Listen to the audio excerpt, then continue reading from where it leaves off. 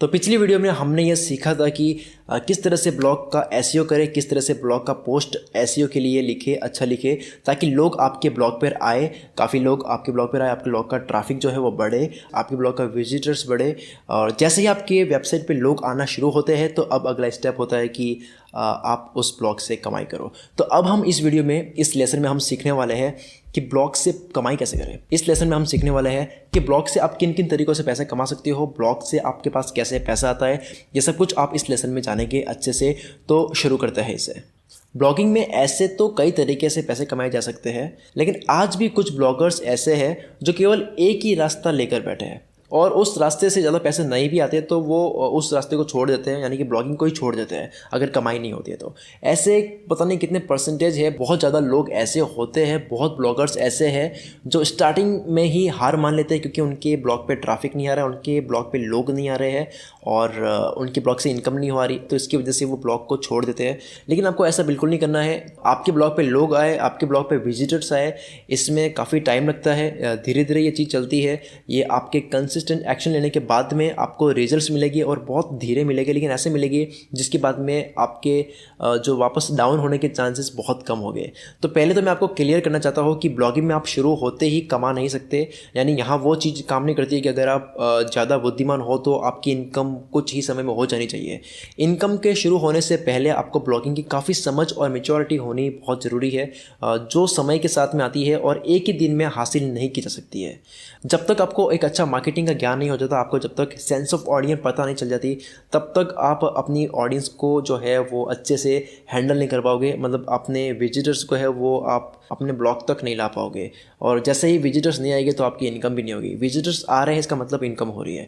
तो अब हम समझते हैं पैसे कमाने के कुछ तरीके, जिसमें सबसे पहले आता है एडवर्टीजमेंट, विज्ञापन, जिसमें आप देख सकते हैं सबसे पॉपुलर जो प्लेटफॉर्म है वो है गूगल एडसेंस। गूगल खुद एक ऐसा प्लेटफॉर्म प्रोवाइड करता है जहाँ से आप ऐड लगा के पैसे कमा सकते हो। ये बहुत ईजी है अब तक का यूट्यूब से और ब्लॉग से। इन दोनों में सबसे ज़्यादा ईजी तरीके से पैसे कमाने का तरीका है एडसेंस। गूगल एडसेंस से पैसे कमाओ, तो यह अब तक का सबसे पॉपुलर तरीका है। अगर कोई भी नया ब्लॉगर हो तो वो सबसे पहले इसी तरीके से पैसे कमाता है क्योंकि ये बहुत ज़्यादा आसान है। इसमें आपको सिर्फ गूगल एडसेंस पे अप्लाई करना होता है, यानी जब आपके ब्लॉग पे लोग आने लग जाते हैं तो आपको अप्लाई करना होता है। जब आपकी एडसेंस की रिक्वेस्ट अप्रूवल हो जाती है उसके बाद में आपको कुछ कोड मिलते हैं, वो कोड आपको प्लेस करने होते हैं अपने ब्लॉग में।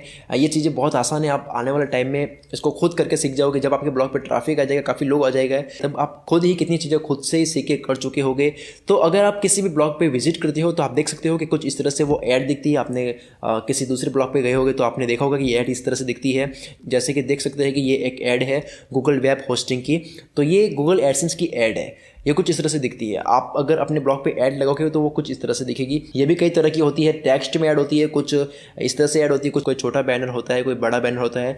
ये एडवर्टीजमेंट आपके ब्लॉग के किसी भी स्पेस पर लगाई जा सकती है। ब्लॉग के पोस्ट के बीच में लगा सकते हैं आप, ब्लॉग के पोस्ट के एंड होने के बाद लगा सकते हैं, पोस्ट के शुरुआत में लगा सकते हैं, कहीं भी लगा सकते हैं। लेकिन अगर आप ज़्यादा ऐड लगाते हो अपने पोस्ट के बीच में तो वो थोड़ी इरिटेटिंग होगी। आपको ऐड कम लगानी है। कमाई के लालच में आपको अपने ब्लॉग को इतना नहीं भरना है ऐड से कि सिर्फ आपकी मतलब कमाई होती रहे और ब्लॉग लोग जो है इरिटेट हो रहे हैं, आपकी वेबसाइट को जल्दी छोड़ रहे हैं, तो उसका नेगेटिव इम्पैक्ट आपको मिलेगा, जिससे आपका ट्रैफिक जो है वो कम हो सकता है, लोग आपकी वेबसाइट पर आना छोड़ देंगे। तो अब हम समझते हैं कि इस ऐड से कमाई कैसे होती है, मतलब इसमें तय कैसे होता है कि आपके पास कितना पैसा आएगा। इसमें 3 चीज़ें मैं आपको बताने वाला हूँ। जो गूगल एडसेंस है उसमें से कौन सा है वो भी मैं आपको बताऊँगा। उसमें से है CPC, कॉस्ट पर क्लिक, यानी कि एक क्लिक पर आपको कितना मिलेगा वो। उसके बाद में है CPM, कॉस्ट पर माइल, यानी कि 1000 लोग इस ऐड को देखेंगे तब आपको कितना मिलेगा। और तीसरा जो है वो टाइमिंग है, मतलब इतने दिनों तक वो ऐड को लगाओगे तो आपको इतना मिलेगा। तो अब हम समझते हैं CPC को। सबसे पहले जब ब्लॉग पर ऐड लगती है तो जब उस ब्लॉग पर लोग पढ़ने के लिए आते हैं, आर्टिकल पढ़ते हैं, कंटेंट पढ़ते हैं, तो वो अपनी समस्या कुछ लेकर आपके ब्लॉग पर, वो कुछ आर्टिकल पढ़ने के लिए आते हैं। तो इस दौरान क्या होता है कि आपने बीच में ही कोई एक ऐड लगा दी, वो आर्टिकल पढ़ते पढ़ते देखा उन्होंने कि एक और कुछ ऐड है जिससे भी मेरी हेल्प हो सकती है, तो वो जैसे ही उस पर क्लिक करते हैं तो आपको उसकी बीट मिलती है, यानी कि एक क्लिक का आपको कोई अमाउंट मिलता है और जैसे ही आपको 1000 क्लिक मिलते हैं तो उसके अकॉर्डिंग आपका एक पेमेंट बनता है। इस तरह की विज्ञापन में सबसे बड़ा जो नेटवर्क है जो मैंने बताया था गूगल एडसेंस, जो कि गूगल की सर्विस है, जो बहुत बड़ा प्लेटफॉर्म है।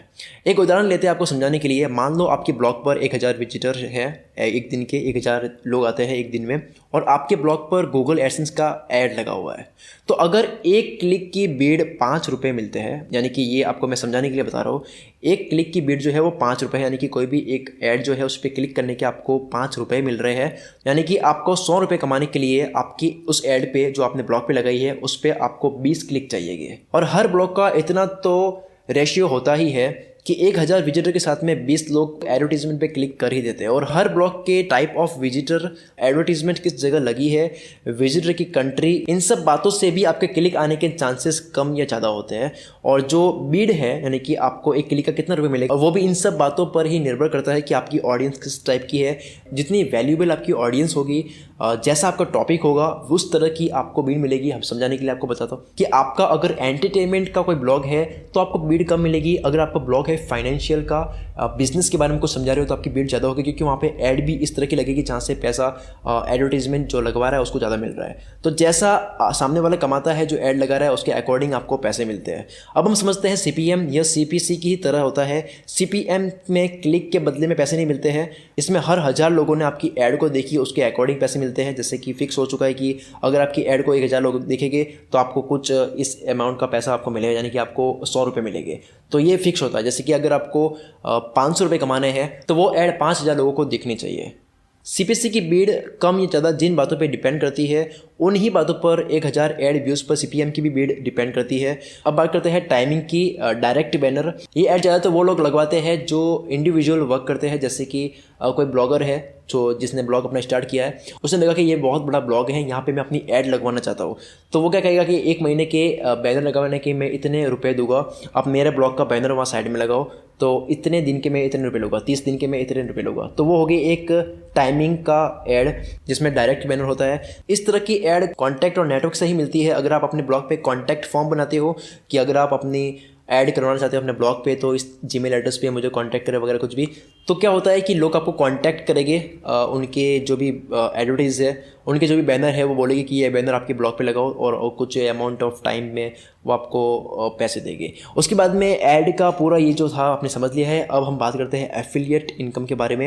एफिलिएट यानी पहले कोई और कंपनी का प्रोडक्ट या सर्विस को अपने ब्लॉग पर प्रमोट करना। उदाहरण के लिए अमेजन को लेते हैं। मान लो अमेजन का कोई भी प्रोडक्ट है बुक, तो उस बुक को प्रमोट करने के लिए जब भी कोई ब्लॉग विजिटर उस लिंक के जरिए से, जो आपने लिंक बनाया है, आपको एक लिंक दिया जाएगा, जो जब भी आप अमेजोन पे अपना अकाउंट बना के उसमें एफिलिएट अकाउंट बनाओगे तो उसमें आपको एक लिंक दिया जाएगा। उसी लिंक से अगर कोई बंदा आपके ब्लॉग पे आके प्रोडक्ट को खरीदता है तो आपको कुछ अमाउंट का को एफिलिएट इनकम मिलेगी।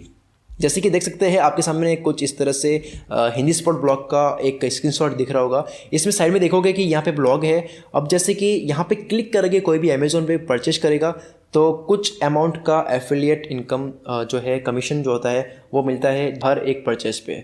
यानी कि इस पर क्लिक पे नहीं मिल रहा है, इसमें मिल रहे हैं परचेस करने के बाद में कुछ कमीशन मिल रहा है। अब हम बात करते हैं एक ऐसे तरीके के बारे में जिसमें आप किसी और पे डिपेंड नहीं हो, वो है प्रोडक्ट से इनकम। आपने ब्लॉग बनाया और आपके ब्लॉग पे लोग आ रहे हैं और आप चाहते हो कि आप किसी और को कमा के नहीं देना चाहते हो, मतलब आप चाहते हो कि आपके ब्लॉग पे जो लोग आए वो किसी ऐड पे क्लिक करके दूसरी जगह ना जाए, तो आप अपना खुद का प्रोडक्ट बना सकते हो। आप अपनी खुद की एक ई बुक बना सकते हो जिसे आप अपने ब्लॉग पे सेल कर सकते हो। आप कुछ भी अपना एक प्रोडक्ट बना के अपने ब्लॉग पे बेच सकते हो।